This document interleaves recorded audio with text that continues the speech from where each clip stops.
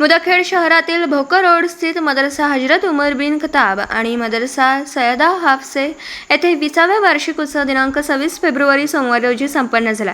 या धार्मिक कार्यक्रमात मदरशात शिकणाऱ्या विद्यार्थ्यांनी अभ्यासक्रम पूर्ण केल्यावर उपस्थित धर्मगुरूंच्या हस्ते प्रमाणपत्र देऊन उज्ज्वल भविष्यासाठी शुभेच्छा दिल्या. या मदरशात 2 मुलांनी हाफिज कुराण पूर्ण केलं आणि एका मदरशाच्या एका विद्यार्थ्याने एका दिवसात कुराण पठण केलं आणि लोकांनी त्याचं कौतुक केलं.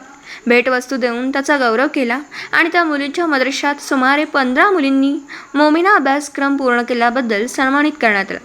या कार्यक्रमात प्रमुख व जेरे सदरात हजरत अलहाज मौलाना नवाब साहेब मकराणी इलाहाबादी, मुफ्ती शफी साहेब, काजी रफीक साहेब, मौलाना मुजम्मिल, हाफिज अब्दुल खदीर आष्टी, काझी सिराज, मदरशाचे नाझीम काझी अब्दुल लतीफ कासमी व सर्व शिक्षक व पदाधिकारी या कार्यक्रमात यशस्वी करण्यासाठी मदरशाचा मोठा वाटा होता.